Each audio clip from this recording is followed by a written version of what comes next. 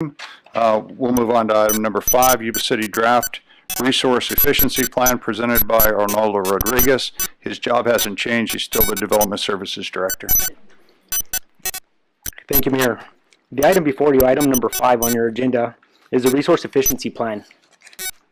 This is a document that, very similar to the previous plan, is evolved out of Sacramento, and it's being required by the state of California.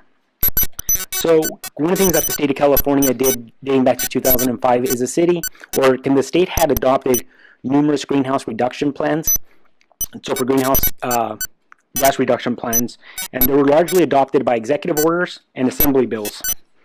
The very first order was, again, 2005 by then Governor Arnold Schwarzenegger, where he adopted Executive Order S-3-05. And what this called for, he simply required that by 2010, California shall reduce its greenhouse gas emissions to 2000 levels. And by 2050, they would be 80% below 1990 levels. Then, shortly thereafter, Governor Brown, knowing that we had missed the year 2030, he actually added one more layer and said by 2030, there shall be 80% of 1990 levels. And actually, I think that's a typo. If I recall, that should be 80% by 2000 levels, if I recall correctly. That's a typo. I apologize for that. And on top of that, later on, an assembly bill came on, and it actually mandated that the California Air Resources Board be the responsible party to make sure that all the different cities and all the different counties in the state of California have something on the books to actually address greenhouse gas reductions. When this was first enacted in terms of the executive order, I wouldn't call it confusion, but it wasn't clear in terms of what state agency was responsible for overseeing the program. And again, that program is the California Air Resources Board. With that being said, though, cities such as Yuba City, we are not mandated by state law to actually approve a resource efficiency plan. However, there are a couple of enormous benefits if we do adopt one. One of the key things being is that we can take advantage of California Environmental Quality Act streamlining. And if you're a developer, and that's somewhat of a catchphrase, but it's a very important one, because at the end of the day, whatever benefits that you can reap from CEQA streamlining are enormous to move projects along and to have projects approved by a local agency. If, however, the city elects not to adopt the plan, that's always an option. One of the things that it could potentially happen is when projects come along that are subject to CEQA analysis or the CEQA guidelines, every project would actually have to conduct or prepare some form of greenhouse gas emissions plan. So with that in mind, one of the things that the city did is we partnered with Atkins Consulting out of Sacramento, and we came up with a plan which we believe is extremely flexible, provides a large menu of options for developers to make sure that we can help save time and money for the development of our community. In terms of the actual plan itself, and if anyone hasn't read it, it's only 350 pages, I believe, in total. It's good evening time reading, just in case you're bored. And a couple of things that I do want to highlight is that there is a menu of community measures that we had to identify, and there's also municipal measures. Municipal measures are actions that the city would take on, whereas community measures are actions that the city can help encourage that the public do in order to help us meet our goals.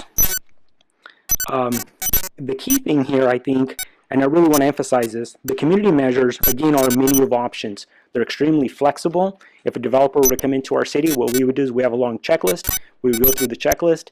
We would check off, and they would gain points for the items that they would provide. However, if a developer came and said, there's a brand new technology, I really want to do this, it's not on your menu, we obviously have the luxury and we have the flexibility to actually take a look at it, and as long as it meets the guidelines, then that's perfectly okay. So again, our plan is not set in stone. It's intended to really be treated as a living document. It's intended to provide options and flexibility for development, and that's really the key, I think. So again, that's the third bullet point. So a couple of examples of programs that this plan largely encourages. We encourage a lot of resident use training in partnership with PG&E, with other state agencies. really promoting energy efficiency programs. For example, the toilet rebate program is a very good example of one of those programs.